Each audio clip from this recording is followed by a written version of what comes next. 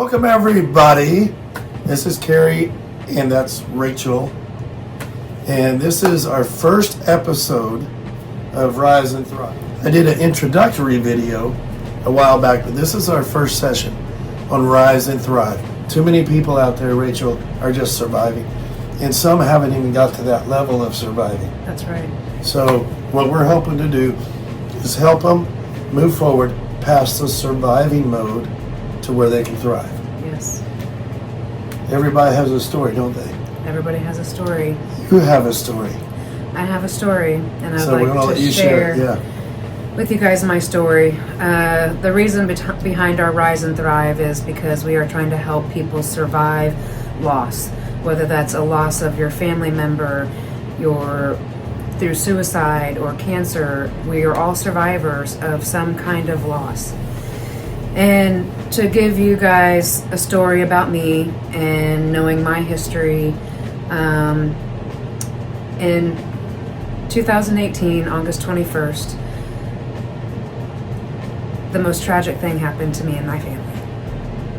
And my brother, Seth, of 38, took his life 2 days after his birthday.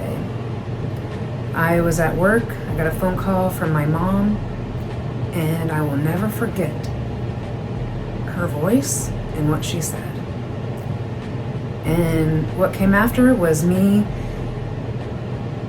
just not being able to stand and have the support of my office to be able to help me calm down enough to where I can drive an hour and a half to be with my mom.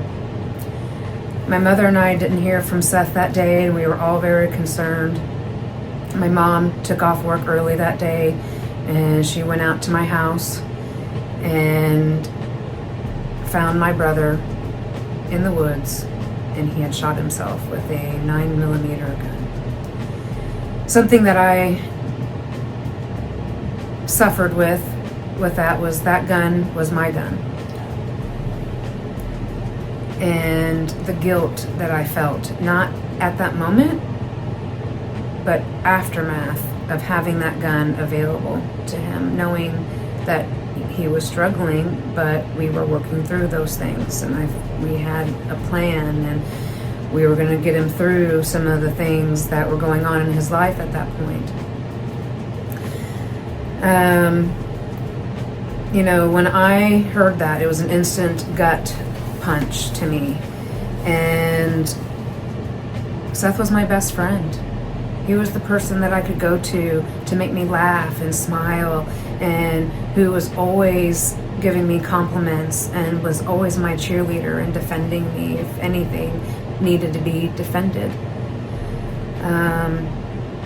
One of the things that I know about Seth is that he suffered so much trauma in his life and abuse by other people.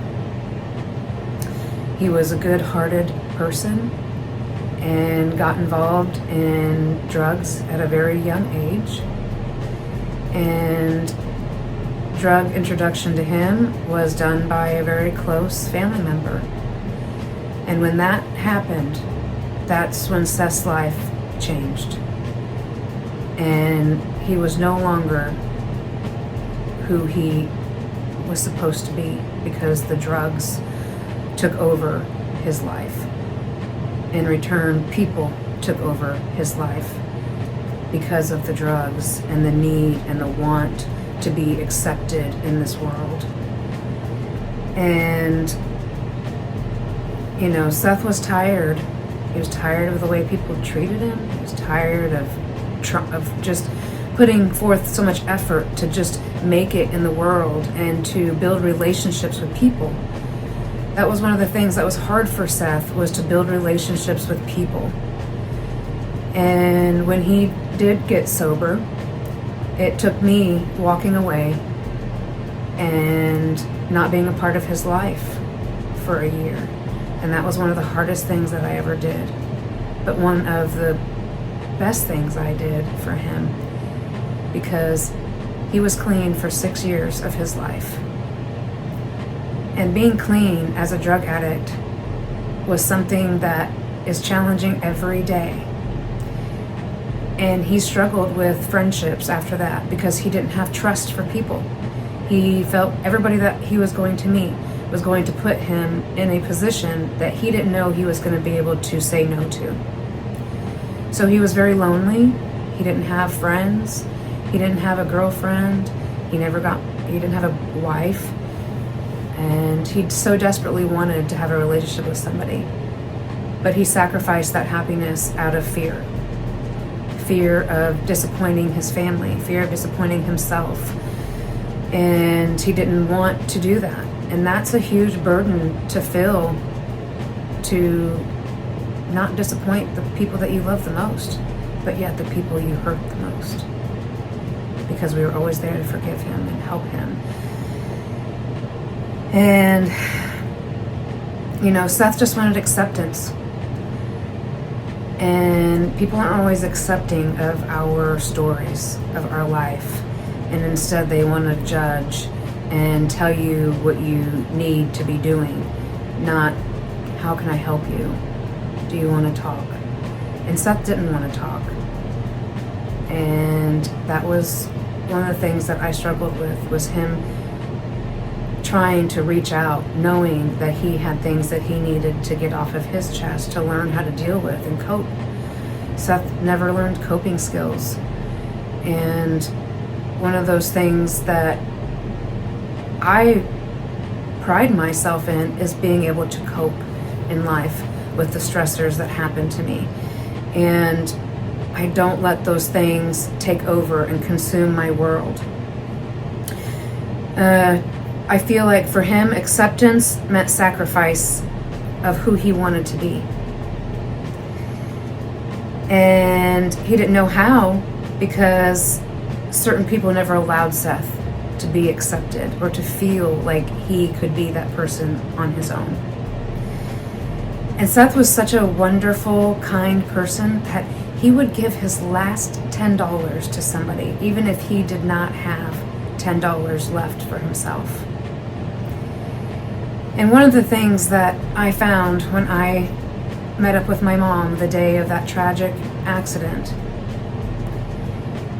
is I went to his bedroom, and it was like he had everything thought and planned out. He had his Bible on his desk. He had a book that was marked, and it was talking about my subconscious mind. What a powerful chapter in that book.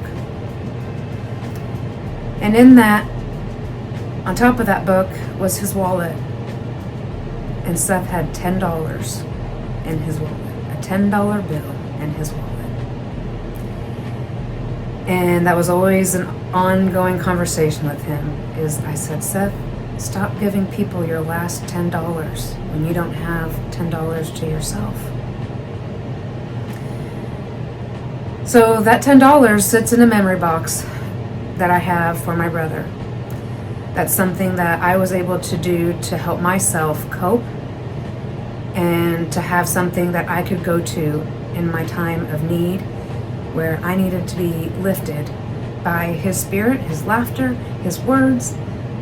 And inside that box has personal treasures between him and I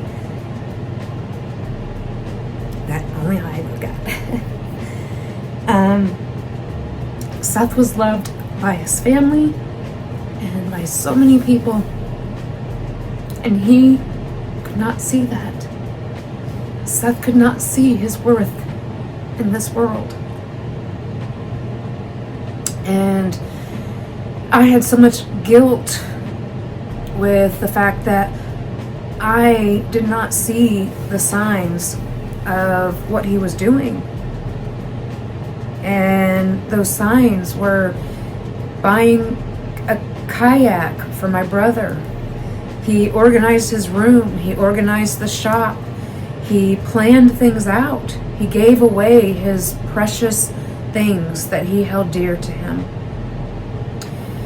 I gave Seth a picture one time, and it was a picture of an old man in a boat with his dog, because Seth loved to fish, And he loved his dog.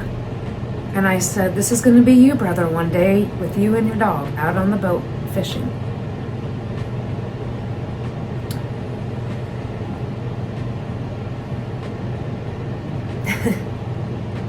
And the only picture that I have of Seth fishing is a silhouette of him at the bank with his fishing pole, enjoying life, because that's where he could escape the world.